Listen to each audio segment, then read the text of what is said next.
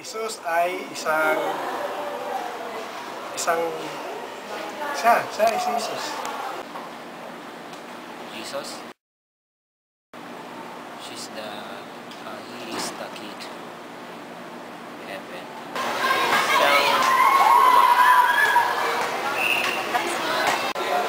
Wala, parang tagapagligtas, ganon. God. Ano siya? Leader. He's the creator. Jesus ang nagawa ng para sa akin.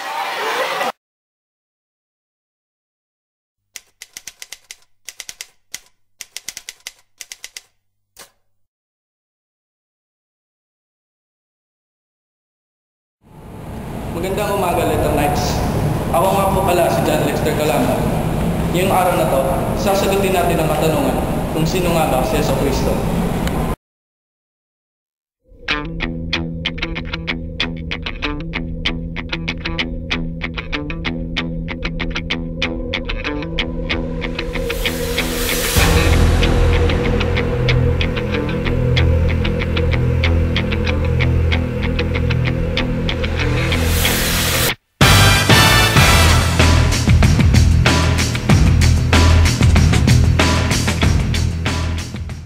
Kung ika'y magsasaliksik, ang pinakamainam na paraan ay ang pagpunta sa silid-aklatan o library.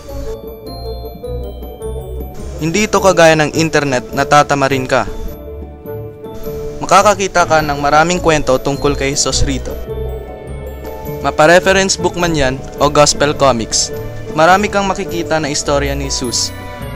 Ngunit ang pinakamagandang libro tungkol kay Jesus ay ang Biblia.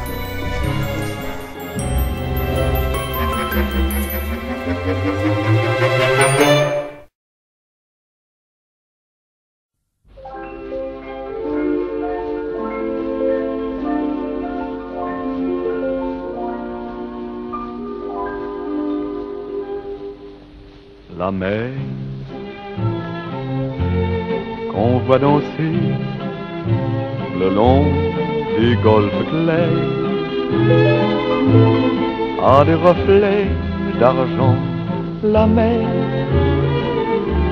des reflets changeants sous la pluie a des reflets d'argent. Ayon sa aming guro na si Mr. Encinas, ang New American Bible ay ang pinakamagandang basahin na Biblia. Ito daw ay gawa ng mga historian na mabusising hinalukat ang mga lumang sulatin upang matukoy kung ano ba sa mga ito ang orihinal at ano ang mga peke.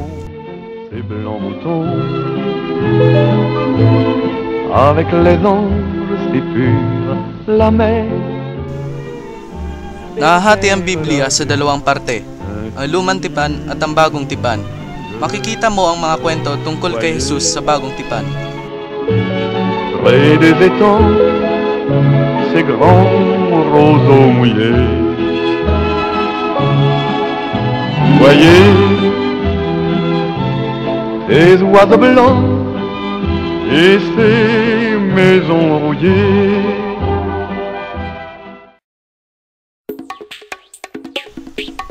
Ang mga kwento kay Jesus ay tinatawag na gospel. Ang apat na gospel ay ang Mark, Matthew, Luke, at John.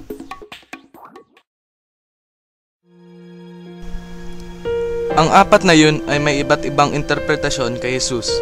Ang mahalaga ay kung saan ka makaka-relate sa apat.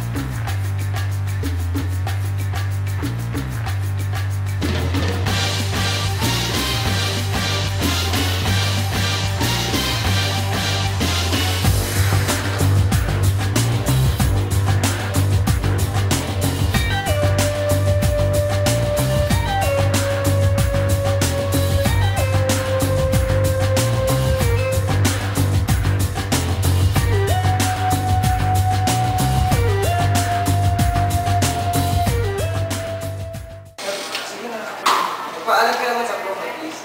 Kasi yung ganyan, mas Si Sir na. Paano po sa inyo? Paano po sa araw-araw nakaka-apekto ang religion? Maka-apekto siya sa pang-araw-araw kasi parang yung religion for me is yung guidance. Apo. Na yun yung sinusundan ko, kung ano yung mga gagawin ko kung naayon ba sa religion, sa turo. Na parang in all things na dumating sa akin, kung ano man ang pinagdadaanan ko, inaalay ko yun sa religion ko. Na parang kumakapit ako, doon ko kinukuha yung mga lakas ko because of religion. Maraming salamat po, Sir. Thank you. Sir, manilang hapon. Sino po para sa inyo sinasisa? Para sa akin si Kristo ang aking tagapagligtas, no? Siya ang aking pag-asa sa buhay. Maraming salamat. Paano po na-apektuhan ng religion na araw-araw? Parang naging version ko na po sa sarili ko na bawat nakakasa ko ng bahay. Nagdadasal po ako parang gano'n. For safety po, for guidance, paglalabas ka. Hindi ba sa lahat ng disgrasya, sa mga masamang loob. Parang nagiging part ng daily life ko. Nagdadasal ko lagi. Okay. Magandang hapon. Pwede po kong tanong? Para po sa inyo, sino po si Jesus? Sino ba yun? Joke lang. Siya ang bugtong na anak ng Diyos Ama at ating tagapagligtas. Para sa iyo, sino si Jesus?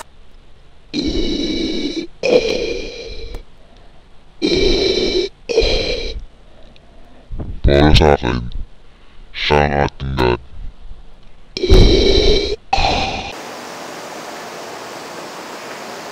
Magandang hapon po. Magtatanong lang po ako ng isang tanong. Para po sa inyo, sino po si Jesus?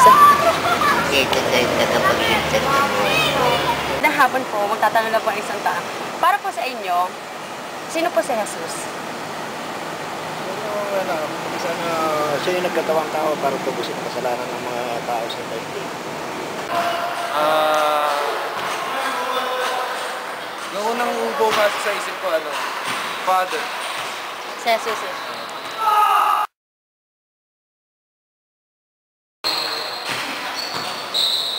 Nakakaano siya kasi nabibigyan ko ng time yung sarili ko dahil nakakapag-reflect ako dahil sa religion. Paano po na-apektuhan ng religion nyo ang pang-araw-araw ng buhay? Naapektuhan ng religion. Bali, ako, hindi naman ako religious na tao, pero everyday, humihingi ako ng kapatawaran. Nagpapasalamat din ako sa mga biyaya na dumarating sa akin. Gaya nung pang-araw-araw ng pagkain, yung mga pangangailangan natin. Nagpapasalamat ako sa akin. Maraming salamat.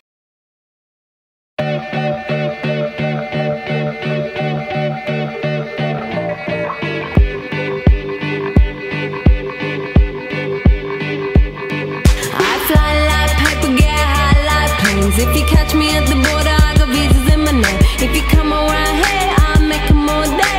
I get one down in a second if you wait. I fly like paper, get high like planes. If you catch me at the border, I got visas in my name. If you come around here, I'll make them all day. I get one down in a second if you wait.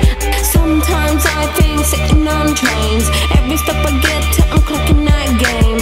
Everyone's a winner, we're making our fame. Bonafide hustler, making my name. Sometimes I think sitting on trains. Every step I get